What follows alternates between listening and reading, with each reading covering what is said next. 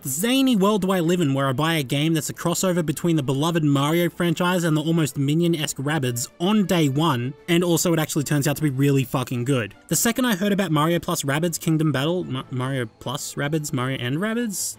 Whatever, I can't do math. When I heard about this game when it got leaked oh so long ago, 2016 me brushed it off. Yeah, right, that'll never work, no one likes Rabbids. What a load of garb. 2017 me would probably be punching 2016 me in the face. Mario plus Rabbids is one of the biggest surprises in gaming in recent memory, and, well, it's by no means perfect, but god damn man if I wasn't proven wrong. In a typically Mario way, the game doesn't bother with too much exposition. The Rabbids are traveling through time and space, or whatever in their washing machine, and one of the Rabbids ends up with a headset that can merge objects together, created by a young girl who is a huge fan of the Mario games. The Rabbids, as well as the girl's robotic vacuum cleaner assistant Beepo, are whisked off to the Mushroom Kingdom and manage to screw everything up. Naturally, it's up to Mario and friends to team up with their Rabbid cosplaying doppelgangers to fix the mess they've made. It's so completely stupid!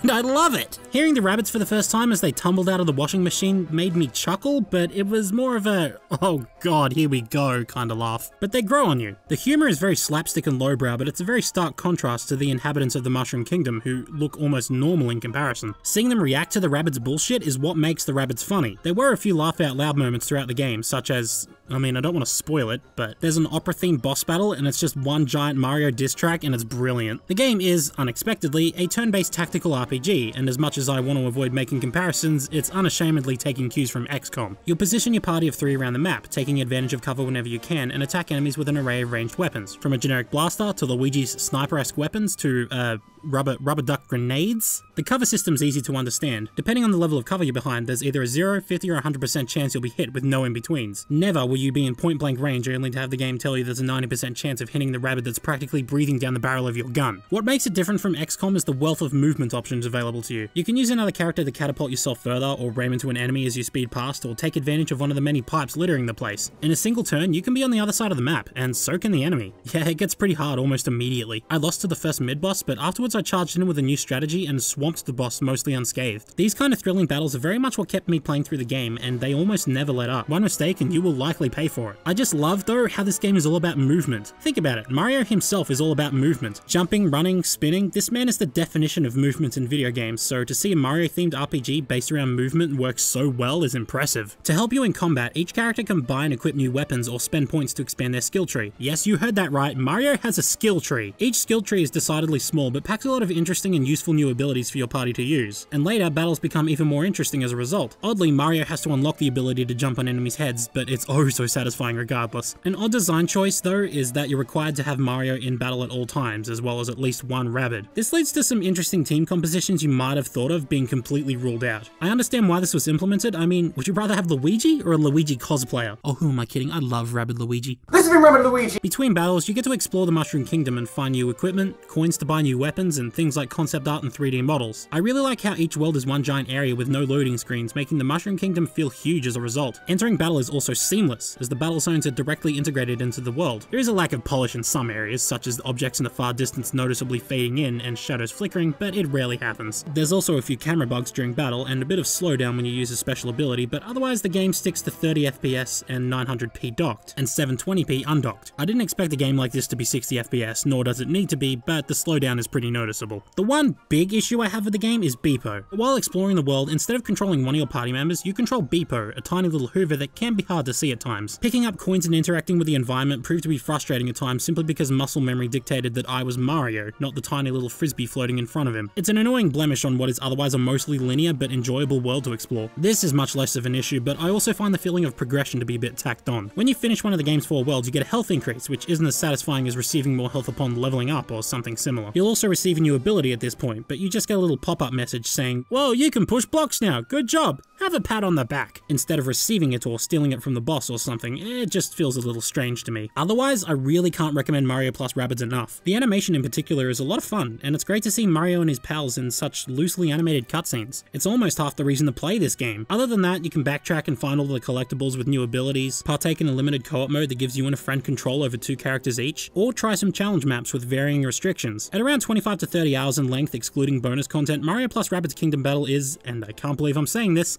totally worth your money. I never would have thought, after 6 months of the Nintendo Switch being on shelves, that a game featuring the Rabbids would be among its best games. You know this pretty much rules out Rayman for Smash Brothers though, right?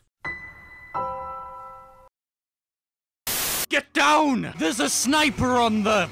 Never mind.